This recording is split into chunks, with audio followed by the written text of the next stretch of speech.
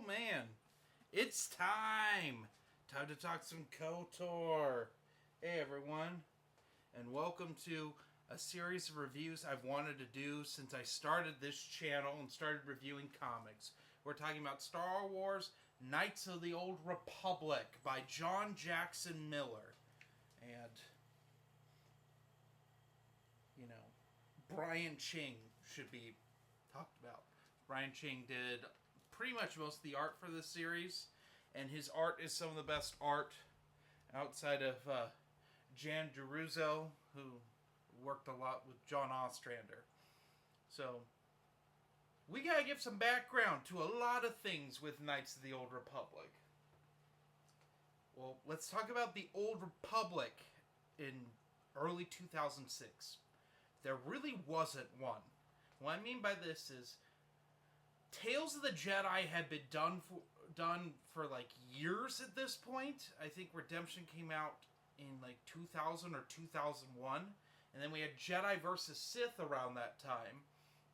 And we had the two KOTOR games. And that was it. That was it. That's all we thought we were going to get, really. It wasn't like it is now, where we still have like the MMO still has updates coming out. There's a plethora of novels, plethora of comics. If I'm being honest, quite a few of them are bad. But at this time, there really wasn't anything. So when KOTOR got announced, I was pretty excited because my favorite comic, Star Wars Republic, was done at this point. Clone Wars were over. And there was a big shift in things because George Lucas, for all intents and purposes, was done making movies. At least one's called Star Wars. And it was up to the EU to continue the fight, to continue these Star Wars stories. And we really had 4 Star Wars series emerge at this time. We had, of course, Knights of the Old Republic, Dark Times, which is what Republic sort of morphed into, even though Dark Times was a completely different series that someone at Dark Horse decided to shoehorn in as saying it was part of Republic, which it wasn't really, because most of those characters were in like 3 issues at the very end of that series. The others were Rebellion, which was just a renumbering of Empire. So we could have a new number 1. And we had John Ostrander's brainchild, Legacy. And Legacy is pretty flippin' good, and you should check that out too. Very different from this. But also not. They're both very dark stories. And anyway, so KOTOR is one of those series that I used to hand out to people that wanted to get into Star Wars comic reading specifically. This is what I typically would gravitate to, this and Legacy, because they're so different and they're so their own thing that, honestly, even people that aren't Star Wars fans could get something out of these.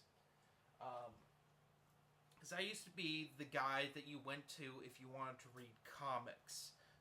I was like one of the few comic collectors that was outspoken about it at my high school. I was a big Walking Dead guy, and that's usually what people went for. But when people ran out of Walking Dead to read, because I collected the trade paperbacks and only 2 of those came out a year, people get real sassy about Walking Dead not coming out. Some of them, they just wanted to read a comic in general. So I typically give them Star Wars. Star Wars or Sin City. I was a big Sin City guy at the time. Then I give out Sin City. But more often than not, especially with like female readers, you don't want to give them Sin City. We talked about that in the Tomb Raider review I just did. I give them Star Wars. And a lot of them really enjoyed KOTOR because the characters are so likable. So, without further ado, let's actually talk about Volume 1, Commencement. So this is issues 0 through 6 of Knights of the Old Republic, and in this, we follow the journey of Zane Carrick, probably the worst Jedi ever, that actually just sucks at being a Jedi. Like, he's terrible. That's the point.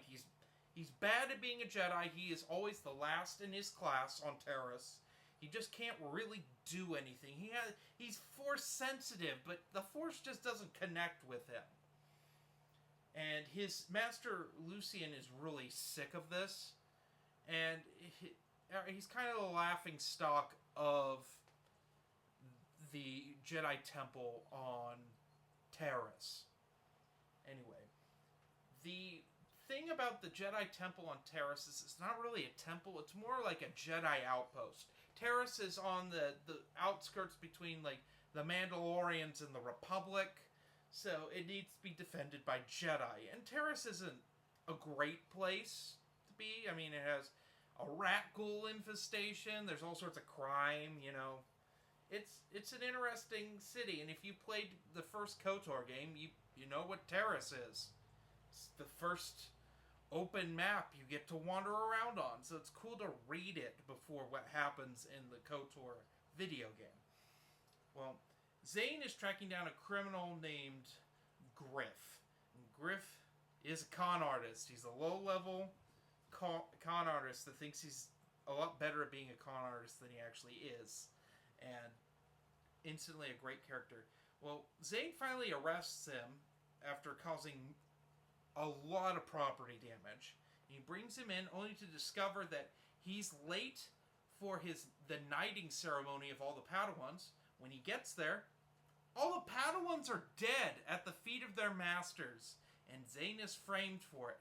Zane escapes into the lower city with Griff. They meet two characters named Jariel and Camper, and they end up escaping, and that's kind of the arc of this first volume. And I need to explain something with the Masters here on Terrace. Lucian is the only one that isn't a seer. The rest are all seers, and they have a vision of a dark force and the rise of a new Sith coming, basically. And they believe it is one of the Padawans there on Terrace. And they proceed to kill them because they don't want another Exar Kun incident. If you don't know who Exar Kun is, we will talk about him very soon. But he became the ultimate antagonist of Tales of the Jedi. He was a Jedi Padawan who fell to the dark side due to a Sith spirit named Frida Nad. And he and another Jedi named Ulic Keldromo ended up raising an army of Mandalorians to conquer the galaxy, and they caused basically an intergalactic incident and a big war, called the Sith War, the first Sith War, I should say. Because you could argue it's the second Sith War because of Golden Age of the Sith and Fall of the Sith Empire, but we'll get to that later. But anyway, the Jedi are paranoid because there haven't been Sith in a while. Does that sound familiar? Sounds like the prequels, which, fair, but the Jedi are still militarized. That's something about the Old Republic that I've not really talked about, because the Old Republic stuff I've primarily reviewed on here is set during the MMO when they're openly at war with Vitiat's Sith Empire. So that isn't a thing yet in this. It's not even referenced. But yeah, this is technically a tie-in to the KOTOR video game. Kind of. John Jackson Miller never actually played the game of KOTOR. He watched YouTube Let's Plays, as the story goes, and just watched them closely and wrote a story around that. That's why we don't really see a lot of the characters showing up, at least not yet, for the KOTOR video game. So, anyway, what do I think of the story? I think this is like a perfect Volume 1. Great amount of action mixed with comedy, but it does take itself seriously when it needs to. This is a perfectly balanced story. And I give it a solid 5 out of 5. I should also say that the art here, incredible. Absolutely worth your time. Some of the best art in Dark Horse history, in my opinion. It feels very modern. It's just some of my favorite art. So, anyway, join me next time as we review Flashpoint, Volume 2 of KOTOR. Have a good